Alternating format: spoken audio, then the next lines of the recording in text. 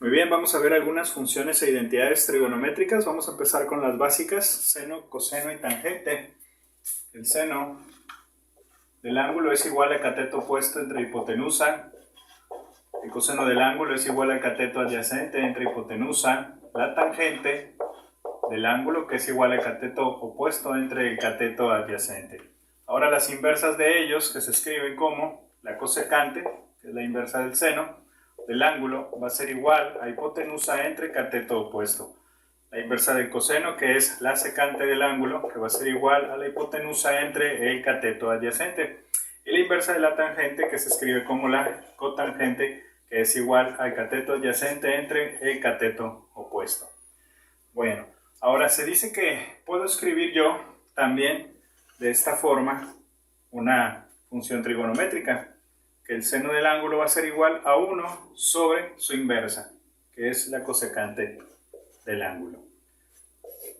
Vamos a comprobar si esto es cierto. Si es así, podemos escribir todas las demás de igual manera.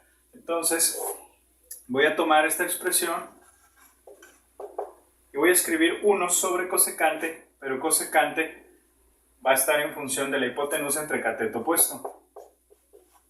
Ahora voy a transformar esta unidad, la voy a hacer también fracción para poder realizar producto de extremos y medios. Por lo tanto, tendría el cateto opuesto por 1, cateto opuesto, hipotenusa por 1, hipotenusa. Y cateto opuesto entre hipotenusa efectivamente es el seno del ángulo. Quiere decir que puedo escribir todas las demás de esta misma forma. El coseno del ángulo, que va a ser entonces igual a 1 sobre su inversa, que es la secante. La tangente, que es igual a 1 sobre cotangente. La cosecante, que es a 1 sobre el seno. La secante, a 1 sobre coseno. Y la cotangente, que es a 1 sobre la tangente del ángulo. Muy bien, ahora vamos a dividir la función seno entre la función coseno. Función seno entre función coseno. Y vamos a ver qué pasa. Tengo cateto opuesto entre hipotenusa, entre el coseno, que es cateto adyacente entre hipotenusa. Haciendo producto de extremos y medios, tengo cateto opuesto por hipotenusa entre cateto adyacente por hipotenusa. De esta manera las hipotenusas se eliminan y nos queda cateto opuesto entre cateto adyacente. Por lo tanto, al dividir el seno del ángulo entre el coseno del ángulo, nos da igual a la tangente del ángulo, ya que cateto opuesto entre cateto adyacente es tangente. Si lo hiciéramos al revés, si dividiéramos coseno entre el seno, tuviéramos cotangente del ángulo. Es el mismo procedimiento, ya no te lo escribo, pero sucede exactamente lo mismo, queda cateto adyacente, entre cateto opuesto. Muy bien, ahora vamos a realizar una relación trigonométrica con un círculo unitario de radio 1, un ángulo alfa, se forma un triángulo rectángulo de 90 grados trazando una vertical y una horizontal con estos dos puntos, al cual le voy a llamar X y Y, por así decir, eje X, eje Y, pero van a ser ahora el cateto adyacente y el cateto opuesto. Esto adyacente y el cateto opuesto.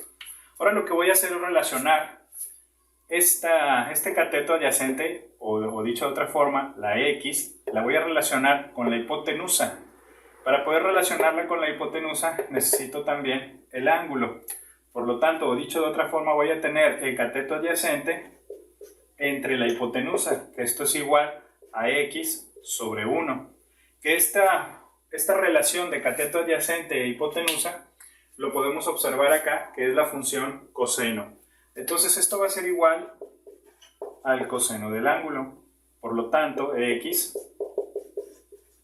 es igual al coseno del ángulo. Ahora vamos a realizar el mismo análisis, pero para Y. Es el cateto opuesto y lo voy a relacionar con la hipotenusa. Entonces tendríamos cateto opuesto entre hipotenusa, que esto sería AY sobre 1, que es igual al seno del ángulo. Por lo tanto y sería igual a seno del ángulo. Ahora, estas dos relaciones, tal cuales, las voy a introducir en el teorema de Pitágoras. Sabemos que Pitágoras es c cuadrada igual a a cuadrada más b cuadrada. Sustituyendo voy a tener 1 al cuadrado, que va a ser igual a x al cuadrado más y al cuadrado. Los valores, 1 al cuadrado es 1, x cuadrada, que va a ser coseno cuadrado del ángulo, más y cuadrada, que es seno cuadrado del ángulo. Y esta es la identidad pitagórica o fundamental.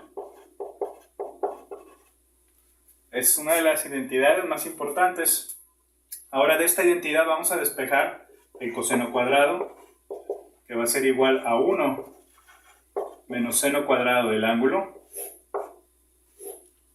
Ahora vamos a despejar el seno cuadrado del ángulo, que va a ser a 1 menos el coseno cuadrado del ángulo. Y ahí tenemos otras dos identidades. Ahora voy a tomar la pitagórica y la voy a dividir entre la función coseno.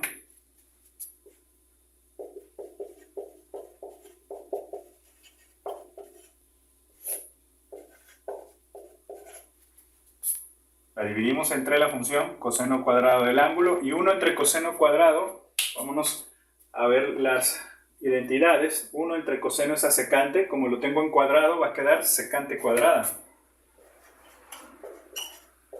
Coseno cuadrado entre coseno cuadrado nos da a 1 más seno entre coseno, que nos va a dar a tangente.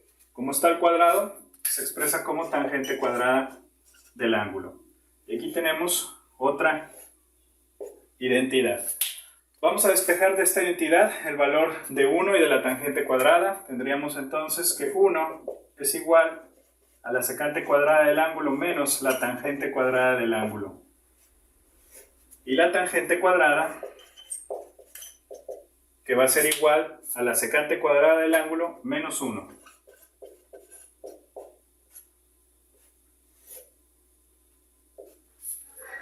Muy bien. Vamos a tomar ahora la identidad, pero en vez de dividirla entre el coseno cuadrado, la vamos a dividir entre el seno cuadrado.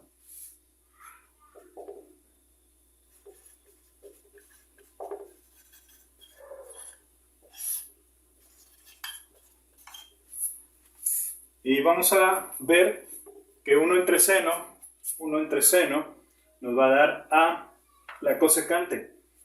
Tendríamos que escribir entonces cosecante cuadrada del ángulo, que va a ser igual a coseno entre seno, que es la cotangente, más seno entre seno, que nos va a dar a 1. Y aquí tenemos otra identidad. Ahora vamos a despejar de aquí cotangente cuadrada y la unidad. La unidad va a ser igual a la cosecante cuadrada del ángulo menos la cotangente cuadrada del ángulo. Y cotangente cuadrada, que va a ser igual a la cosecante cuadrada del ángulo menos 1.